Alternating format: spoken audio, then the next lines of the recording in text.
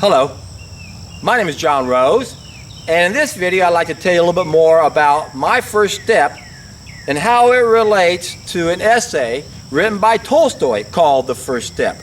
And Tolstoy used this essay as a preference to a book that he translated into Russian called The Ethics of Diet by Howard Williams. In this 25-page essay, Tolstoy starts off with the good life, virtues in an order of succession that begins with the first step. And the first virtue has to do with self-control or self-renunciation. Next, Tolstoy goes into a bad life or an evil life and how we are addicted to this evil way of life, and that it begins with gluttony, and that our struggle for, or that our effort for a good life begins with our struggle against gluttony, and that begins with fasting.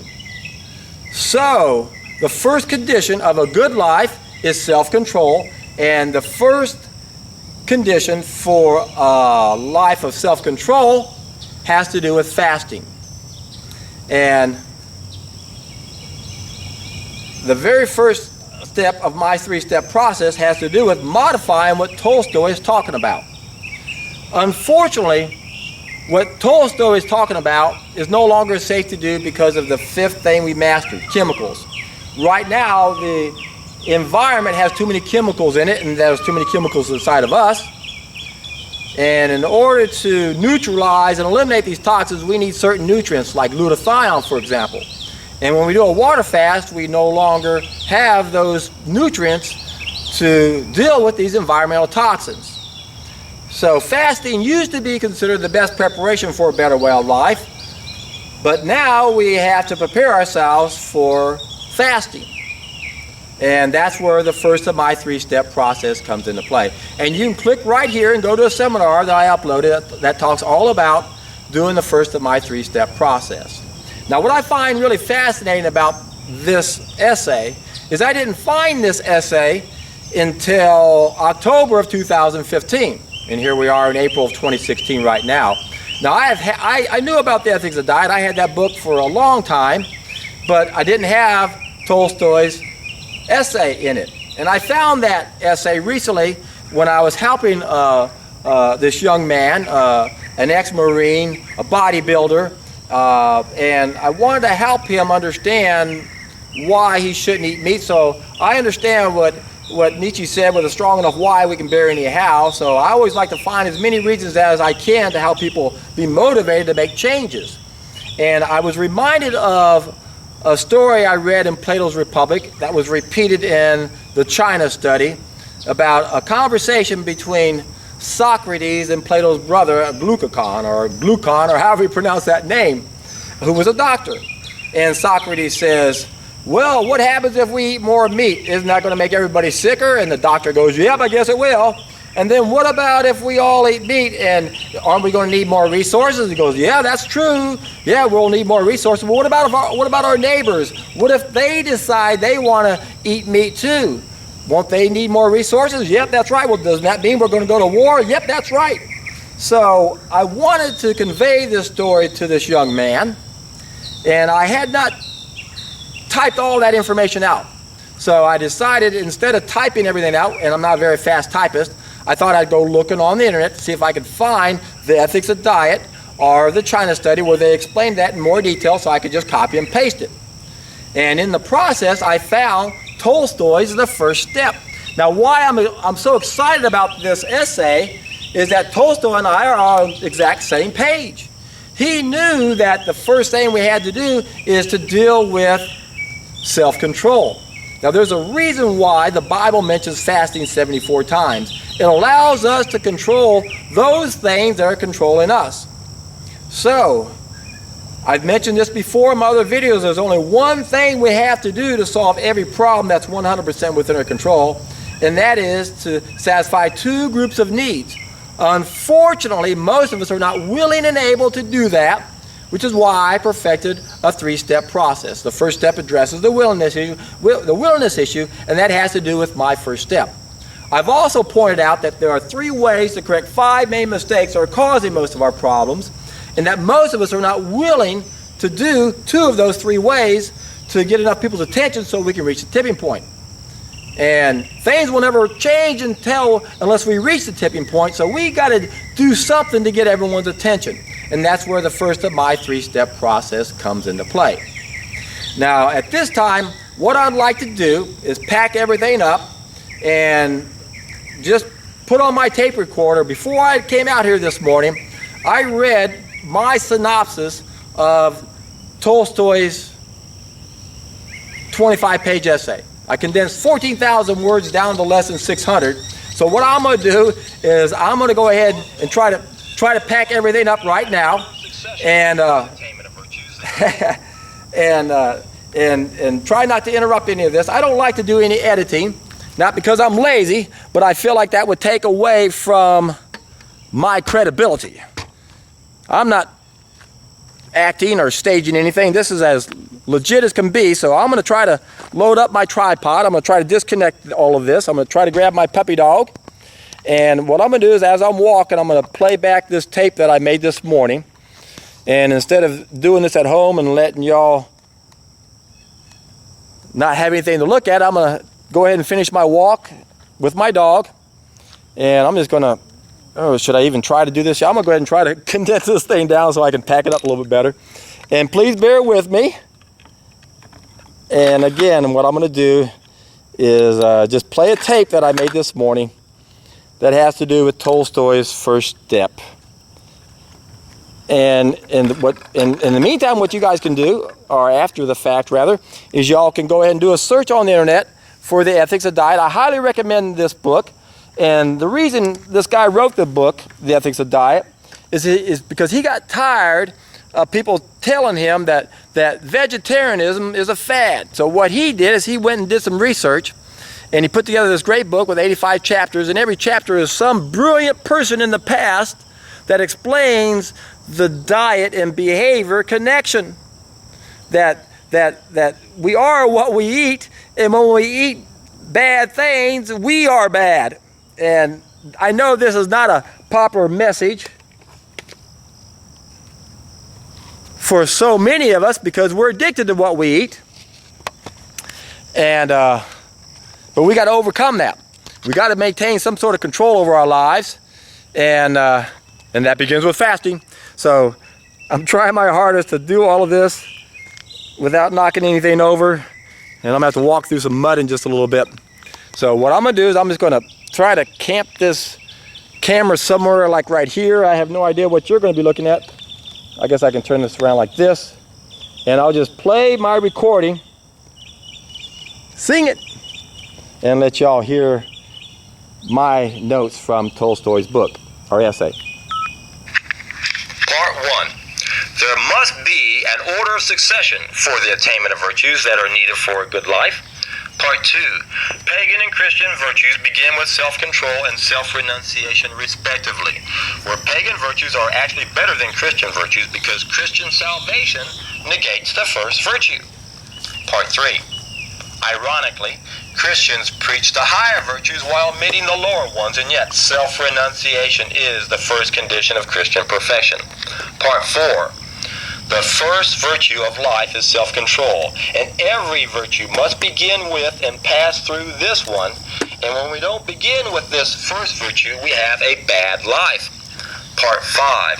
So for the attainment of a good life, we must first cease to live an evil life, and for the attainment of the higher virtues, we must first acquire the pagan virtue of self-control, or the Christian virtue of self-renunciation, or the virtue of abstinence. Part 6. Without this first virtue, we will continue to live an evil life where we only focus on satisfying our own selfish desires. Part 7. Indeed, life is an illusion because we are addicted to our evil way of life, and we will never attain a good life unless we change our way of life by destroying those conditions of an evil life, especially when it comes to those things with which we wish to eat. Part 8. There never has been and there never will be a good life without self-control. And the attainment of this goodness must begin with this first virtue, especially if we wish to acquire the higher virtues. With self-control, we can liberate ourselves from our impure desires, and we must begin with our fundamental lust in order to deal with our complex lusts. And that begins with gluttony. So our effort towards self-control commences with our struggle against our lust of gluttony, and that commences with fasting. As you can see, the first condition of a good life is self-control, and the first condition of a life of self-control is fasting. So fasting is the first condition of a good life, whereas gluttony is and always has been the first sign of the opposite, a bad life. Unfortunately, this vice describes the vast majority of people on this planet, and that's because the only real living interest of most people, especially after early youth, is eating. In fact, every festivity, every funeral, and every wedding means gluttony. And the main interest of these assemblies is not the obvious one, but gluttony. Part 9. Without a doubt, fasting is an indispensable condition of a good life, because fasting allows us to control those things that are controlling us, unnatural food, especially food that we are not biologically adapted to eat, because the eating of these foods contributes to the suffering and death of animals, including us. Part 10. As the guardians on this planet, we cannot believe that if we refuse to look at what we do not wish to see, it will not exist, especially when what we do not wish to see is what we wish to eat. If we really need to eat those foods that contribute to the suffering and death of animals, it would be a totally different matter. However, we are not biologically adapted to eat animals, and doing so only serves to darken the dark side of our behavior. So if we truly wish for a good life, we have to have a certain order of good actions, and these good actions will have to follow one definitive sequence. And in this sequence, the first virtue we must strive after will be self-control.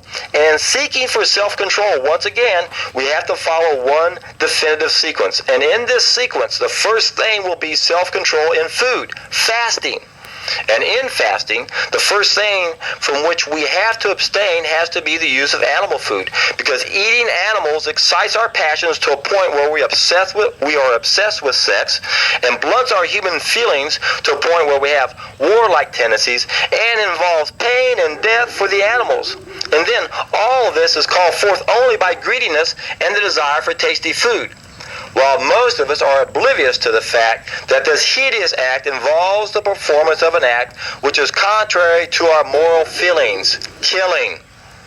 So if we want to put an end to all the needless suffering on this planet, we must not be like one who wishes to reach the upper story of a house by climbing the walls from different points, but instead we must assemble at the first step of the staircase and crowd towards it, convinced that there can be no other way except by mounting this first step of the stairs.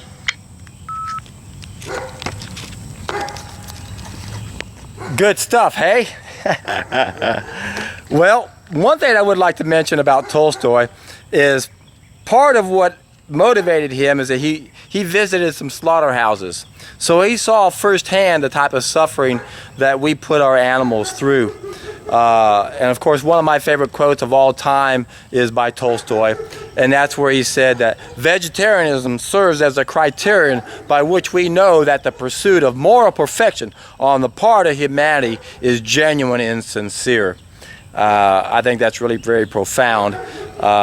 Most of us are so far removed from the actual killing of an animal that we really don't understand the evil things we do. Of course, everyone thinks that we need the protein, right? So we don't think there's anything wrong with it. But the point is, we don't need animal protein to be healthy. In fact, we don't even need protein. What we need are amino acids. We don't need protein. And yet, just about every book I've ever read on diet and health that knew what they're talking about always had a chapter on the protein myth. Where do you get your protein? Do any of y'all get tired of hearing that question? We're so brainwashed ever since we were young that we need animal protein, at least the vast majority of us have been, that's what we believe. We have to understand that in the 50s, in the mid-50s or so, there used to be 12 food groups that were condensed down to 4 thanks to the meat and dairy industry.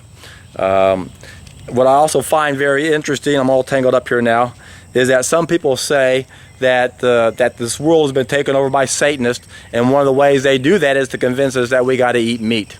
I find that quite interesting.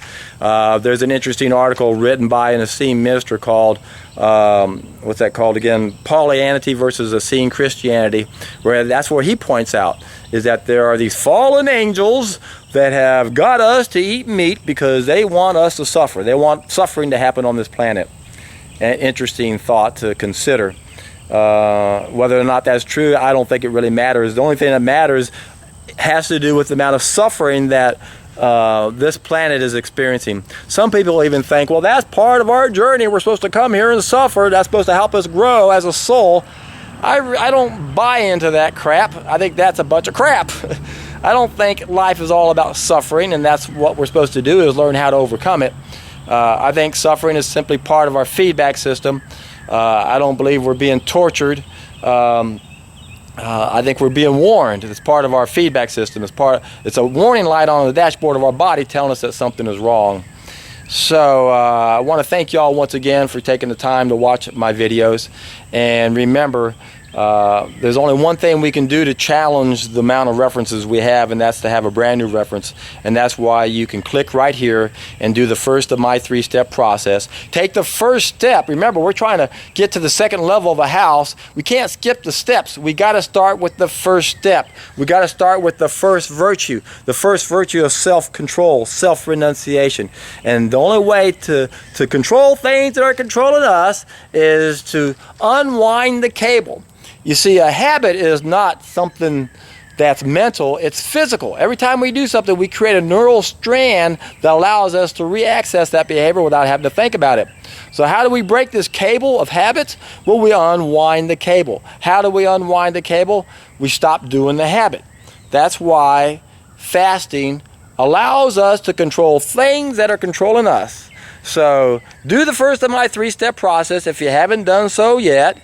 And if you have, be sure to tell everybody about this. Give my video a thumbs up, so maybe that might get more people's attention. This isn't about my ego. I don't care how many thumbs ups I see it, unless it helps me get more views. And that's what this is all about.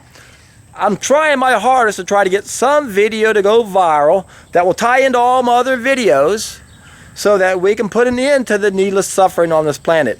And it's needless. It's driving me crazy. I can't stand seeing all the suffering around me and knowing that there's a simple solution to all of our problems. So continue on the hero's journey. Do what you can to play your role.